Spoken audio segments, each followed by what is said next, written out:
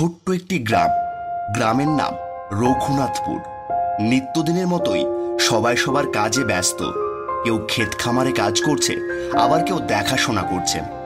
গ্রামের মধ্যবর্তী স্থানে ছোট্ট একটি চায়ের দোকান। সন্ধে হলেই সবারই এক জায়গাতেই আড্ডা। তেমনই এক সন্ধ্যায় আড্ডা দিচ্ছে সোহাগ আর সোহান আর গ্রামের বেশ কিছু লোক। সোহান, তোর এই হাসি খুশি মেজাজটা দেখে বোঝা যায় কিছু একটা হয়েছে। কি হয়েছে বলতো? কি আর বলবো ভাই, আজকাল আমার মনে হয় আমি ভিন্ন জগতে বাস করছি। মাঝে মাঝে এমন মনে হচ্ছে যেন আমি জেগে থেকে একটা মেয়েকে নিয়ে স্বপ্ন দেখছি।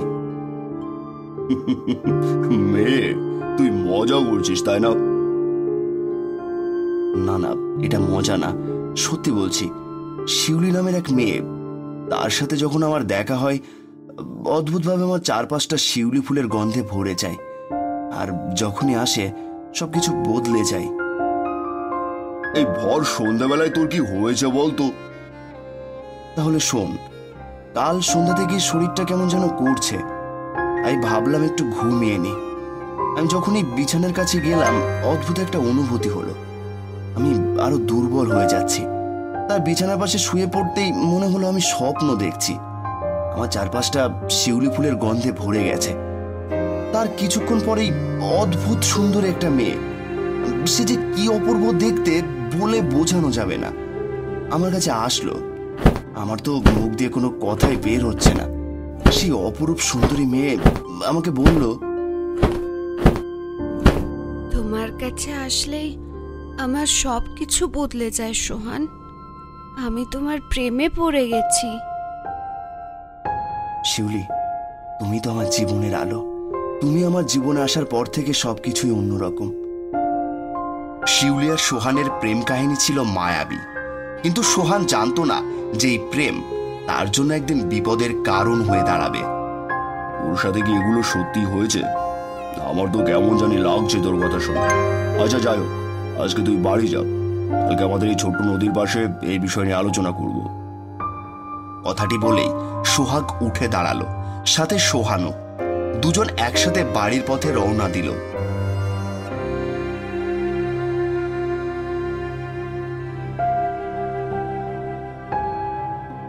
ঠিক তার পরের দিনে দুজন সেই ছোট্ট নদীর পাড়ে এসে বসল। গতকাল যে কথাগুলো তুই বললি, কথাগুলো যদি সত্যি হয় তাহলে শিউলির সাথে তোর সম্পর্কটা কোথায় যাচ্ছে বুঝতে পারছিস? কিছু বুঝতে পারছি না রে ভাই। দিন দিন আমি যেন হারিয়ে যাচ্ছি। মনে হয় শিউলির সাথে এই সম্পর্কটা আমার জন্য বিপজ্জনক হয়ে উঠছে। বুঝলি, তা আমার কেন জানি মনে হচ্ছে তুই কোনো পরীর সাথে সম্পর্কে জড়িয়ে ফেলেছিস। তুই কি জানিস, পরীরা কখনো মানুষের সাথে স্থায়ীভাবে থাকতে পারে না, তাদের নিজের জগৎ আছে। সোহান মাথা নিচু করে চুপ করে বসে থাকে। আমি জানি ভাই, কিন্তু আমার কিছু করার নেই। আমি তাকে ছাড়তে পারছি না। একটা কাজ করতে পারি। শুনেছি পাশের গ্রামে খুবই নাম করা একটা হুজুর আছে, তার সাথে একবার দেখা করলে কেমন হয়? দেখা তো করা যেতেই পারে, কিন্তু কোনো উপকার হবে কি? চল আগে গিয়ে তো দেখি।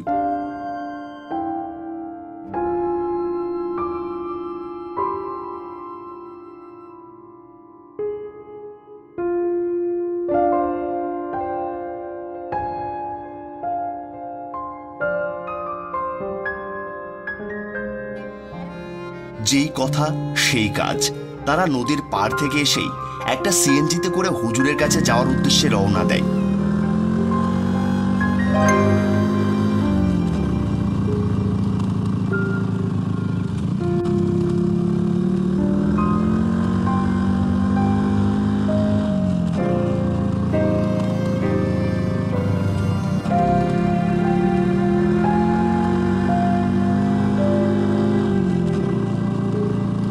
গ্রামের মেঠো পথ ধরে দূরে যেতেই পথের মাঝে একটা কুকুরের সাথে অ্যাক্সিডেন্ট হয়। কুকুরটি সাথে সাথে মারা যায়। সিএনজি থামাতেই তারা সিএনজি থেকে নেমে দেখে সেখানে কোনো কিছুই নেই। ওটা কি ছিল রে? মনে হলো সিএনজির চাকার তলায় পড়লো, কিন্তু এখন তো কিছুই দেখছি না। সোহাগ তো অনেক ভয় পেয়ে গেল, কিন্তু সোহানকে বুঝতে দিল না। একটু আশেপাশের দিকে তাকিয়ে গভীর চিন্তা নিয়ে বলল, আচ্ছা যাই হোক, চল। তারা আবার যাত্রা শুরু করে। গল্প করতে করতে হুজুরের বাড়িতে চলে এসেছে। ছোট্ট কুড়ে ঘরে হুজুর ধ্যান করছেন। দুজনে গিয়ে হুজুরের সামনে বসে পড়ে। হুজুর চোখ খুলে বলে, এই সমস্যা বাচ্চারা, তোমরা দুজন অনেক চিন্তিত দেখছি। হুজুর, আমি এক পরীর প্রেমে পড়েছি, কিন্তু আমি বুঝতে পারছি না কিভাবে এই পরিস্থিতি থেকে বেরোবো। পরীর প্রেম মানুষের জন্য সুখের নয়, তাদের জগৎ ভিন্ন, আর তাদের সাথে সম্পর্ক করলে তোমার জীবনে বিপদ আসতে বাধ্য। আমি তোমাকে মুক্তি দেওয়ার উপায় বলে দেব, কিন্তু তা কঠিন হবে। আমরা সবকিছু করতে প্রস্তুত হুজুর, শুধু সোহানকে মুক্ত করুন। তোমাকে অবশ্যই একটি পুরনো মন্ত্র শিখতে হবে। এর মাধ্যমে তুমি পরীর জগতের সাথে সংযোগ বিচ্ছিন্ন করতে পারবে। হুজুর সোহেলকে ছোট্ট একটা মন্ত্র শিখিয়ে দেয় আর বলে, তুমি এটা চোখ বুজে অনেকবার বলতে থাকো। সাথে সাথে চোখ বুজে হুজুরের শেখানো মন্ত্রটি বারবার পড়তে থাকে। বেশ কিছুক্ষণ পরেই ঘরের ভিতর সেই অদ্ভুত শিউলি ফুলের গন্ধ সোহানের নাকে ভেসে আসে। সোহান চোখ খুলে দেখতে পায় তার সামনে ভয়ঙ্কর রূপে একটা পরী দাঁড়িয়ে আছে। তুমি আমাকে ছেড়ে যেতে চাও সোহান? আমি তোমাকে ভালোবাসি, কিন্তু তুমি আমার জগতের কেউ নয়। আমাদের সম্পর্ক অসম্ভব। আমি তোমায় ছেড়ে যেতে বাধ্য হচ্ছি। শিউলির চোখে জল এসে যায়।